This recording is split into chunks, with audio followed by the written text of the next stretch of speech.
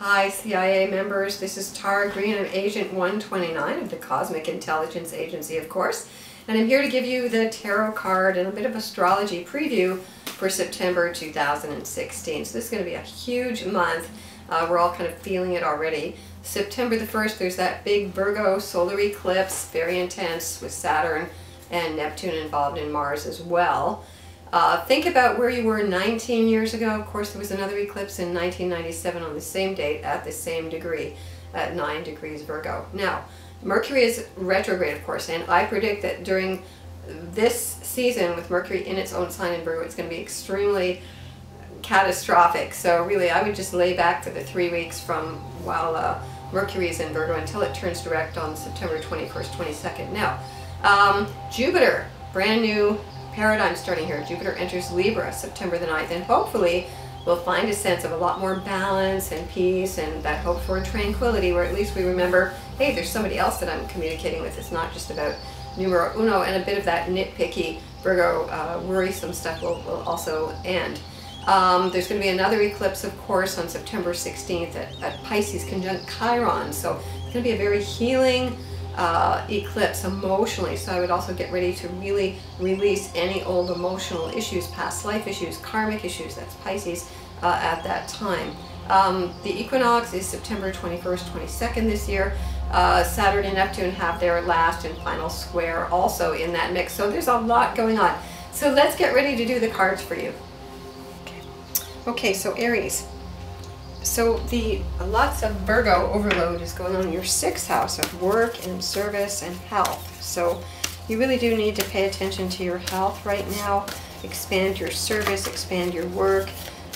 You know, the Jupiter entering Libra will also, for all of you Aries for the next year, Jupiter will be opposite your Sun. Also, the solar eclipse on the 1st is going to affect a lot of you because Mars is heavily involved. All right, so Aries, let's see what we got for you. Okay, there you go. So the Ace of Swords. The Ace of Swords, the aces are like the pure potential of everything. So an ace is always a sense of a new beginning, but things are just at the very beginning idea stage, and the Swords is ideas as well. It is the mind, it is communication. I would say you're just beginning to get some new insights. I know you're not patient at all, and you're probably all feeling a lot irritated because Mars and Saturn are conjunct you. A lot of you are paying your dues right now, karmic dues, and also that gap between reality and the dream is what you really need to focus on right now. Okay. All right, so Taurus. Now, all of this Virgo overload is in your 5th house, which is a really nice house to have all that energy of creativity, self-expression, love affairs. So it could be a very fertile time for you as well. Okay. Now, all right, this is the card of the Moon. Now, when we have major arcana, I don't want to call them trumps anymore. We don't want to have Mr. Trump spoiling our tarot cards. The number 18, the Moon, is like the sign of Pisces. Now, you know, the Pisces planets are in this nice, easy aspect for you right now. This is the card that can represent the dark night of the soul. And the dark night of the soul is traditionally an initiation that everyone has to go to. It's the place where you feel totally lost. You know, your communications with your higher self, with your spirit guide seems to have gone kaput. Nothing seems to be working. It's very frustrating. And so it is a test of faith. So on all levels, see this time as a test of your faith. There will be light at the end of the tunnel. You have to keep focusing on that no matter how hard it gets. Okay, so Gemini.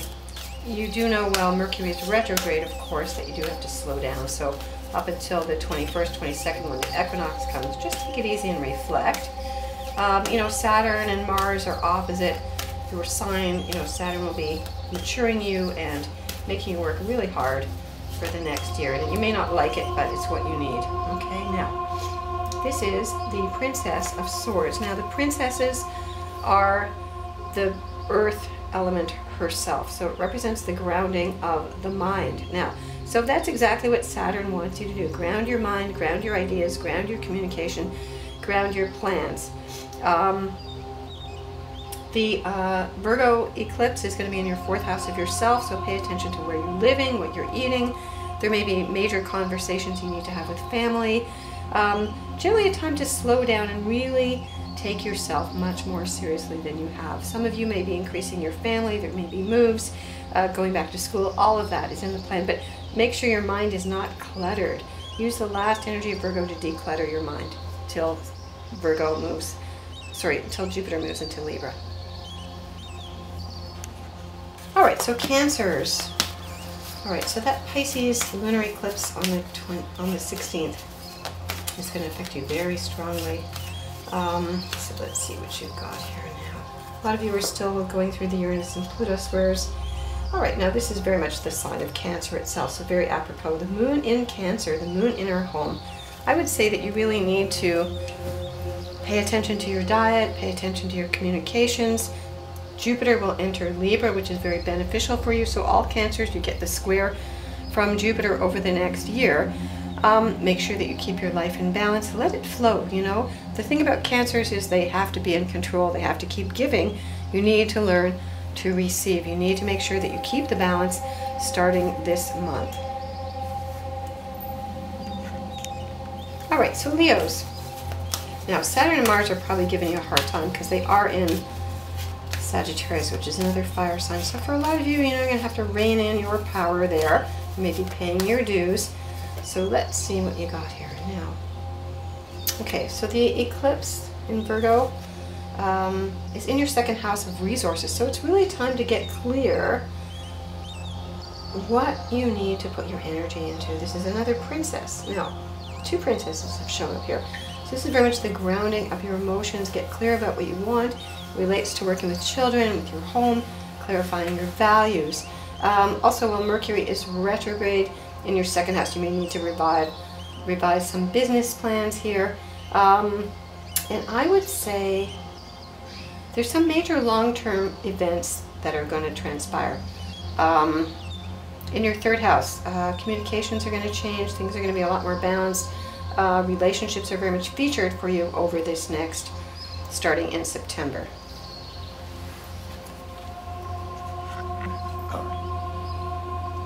Okay, so Virgo. Now, for all of you Virgos, you know you've had an excellent year, and of course there's still that Virgo overload of planets going on right now with the North Node in Virgo, Jupiter getting ready to leave Virgo, Mercury and Venus, and of course the big eclipse, September the 1st. Okay, now, I have the card of the Chariot here. Now, the Chariot being a major arcana, the number 7, it has to do with the laws of cycles. Now, of course, there is a time to sow and a time to reap. It does mean you need to focus that you feel that you're emotionally in the driver's seat here. It's going to be a pretty wacky ride. I mean, especially September the 1st. That eclipse is going to be very intense.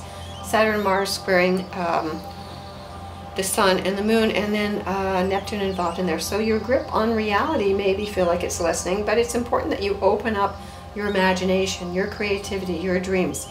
And then, of course, the eclipse on September the 16th in Pisces, for a lot of you born in the last decan of Pisces, it's going to be a dream come true. So I would say make sure you stay pretty grounded emotionally. Balance is very much in store here. Ride this out. It's very good for you. You're going to give thanks for all the blessings that you've received for this year and into 2017. All right, so Libra, so you got to get ready. This is your big year to be the focus, to be in the spotlight as Jupiter enters your sign September the 9th. Okay, now, it will be a whirlwind socially for you. So you will be naturally, of course, in your glory as the go-between, as the social maven, as the ambassador, as the, you know, the one who smooths out all the wrinkles. So I would say be careful not to get too caught up in too much socializing and in what other people think. That's very much the Libra trait. Now, you'll have a stronger sense of justice here with Jupiter in your solar first house here, so make sure that you trust your instincts and that you do fight for the causes that you really believe in. So get ready to have an amazing year. It's just starting. Don't jump in too fast. Try to pace yourself. Okay, so Scorpio. Saturn and Mars. You know, Mars being a ruling planet, they're giving you a hard time. And you're probably pretty angry and very pressured and pissed off. Okay, but it's That's what you need. Now, the eclipses are happening kind of in your more social houses, and then as Jupiter rolls into Libra, things are going to get stirred up in your unconscious, which is one of your favorite places, actually. So there may be a sense of rebalancing your psyche there. Now, you have the card of Leo here showing up. So this is a sense of, really regaining, remustering your strength. You may be feeling a little bit like not the right metaphor, fish out of water in a way, since Saturn has moved on into Sagittarius there. You need to fight for your rights. There should be a sense of being more generous in general, more proud, stronger, although it's difficult. I mean, you do enjoy the test, so see it as a test of your challenge and just, move on. Okay, move on. Keep trying to conquer. All right, so Sagittarius. So there's a lot going on for you Sagittarians, and I know a lot of you are feeling very tired with Saturn and Mars sitting on your planets, and then, the Saturn-Neptune square coming up. So yes, the gap between your dreams and reality is a big deal, but here you go. You've gotten the wishing card now. So this is very good. I would say you need to keep all your options open. The wishing card is a real blessing when it comes into anybody's reading. Use this time to, if you really honor Saturn. Saturn is the great teacher, the disciplinarian. He makes you walk your talk. He makes you get the book done. He makes you take care of business. So get your taxes done. Be good on your word. You tend to be a bit more spontaneous. Watch your health as well at this time with the Virgo solar eclipse, and build new dreams. This is a wonderful time for you. I mean, it may not be feeling that way, but trust me, it is. So Capricorns, most of you are still going through Pluto and Uranus, and even though those squares are over, they're still in effect for sure. Now, the Virgo eclipse, the solar eclipse, will benefit a lot of you Capricorns. Okay, and I don't do reversals there. Okay, now this is a card of strife. Okay, spiritual strife, or feeling blocked in your heart. The fives are always a bit of a testing. Now, Saturn and Mars are in your 12th house of your unconscious, so there could be old anger issues, and you could be feeling quite bitter. Capricorns can get very bitter and very cynical and very resentful, so don't get too cynical. Just see the challenges that you're going through right now, again, as necessary obstacles into your growth. Watch your health right now. You may be feeling very frazzled, so take it easy, especially while Mercury is retrograde. Give yourself a chance to lay back and review all your plans before you move ahead on the equinox.